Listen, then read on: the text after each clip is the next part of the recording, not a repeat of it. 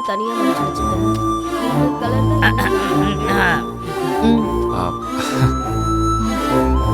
சொல்லுங்க சார். இல்ல உங்ககிட்ட கொஞ்சம் பேசணும். சொல்லுங்க சார். ரெசார்ட்டுக்கு நம்ம போன இடத்துல இன்பா என்கிட்ட தப்பா நடந்துகிட்ட விஷயத்த பத்தி தான்.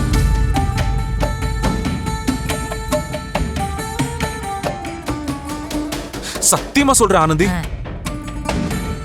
எனக்கு அவன் மேல துளி கூட விருப்பம் கிடையாது.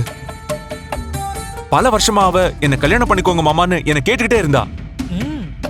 நான் முடியவே முடியாது, எனக்கு அதுல விருப்பம் இல்லைன்னு எத்தனையோ தடவை சொல்லிட்டேன் அவகிட்ட. ஆனா அதை புரிஞ்சுக்காம இப்படி அவ எல்லாம் மீறி நடந்துக்கிட்டா. ஆனா நான் இந்த தடவை ரொம்ப சீரியஸா என்கிட்ட இந்த மாதிரி நடந்துக்காதன்னு சொல்லிட்டேன். சரி, அதை ஏன் சார் என்கிட்ட வந்து சொல்றீங்க? அது இல்ல, நீங்க எதுவும் என்ன தப்பா நினைச்சிட கூடாதுல்ல, அதுக்காக தான். நான் எதுவும் தப்பா நினைக்கல சார். ரொம்ப தேங்க்ஸ் ஆனந்தி. அப்புறம் நான் இந்த கட்டு மாத்துறதுக்கு சென்னைக்கு போகணும். நான் இன்னைக்கு போயிட்டு நாளைக்கு மதியம் போல வந்துடுவேன்.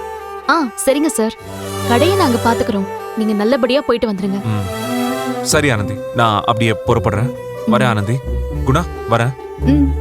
போயிட்டு வாங்க சார். மாப்பிள, செலவுக்கு கல்லால இருந்து காசு எடுத்துட்டு போ.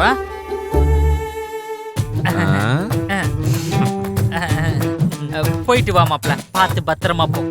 அப்பாடா, தப்புச்சல்ல சாமி.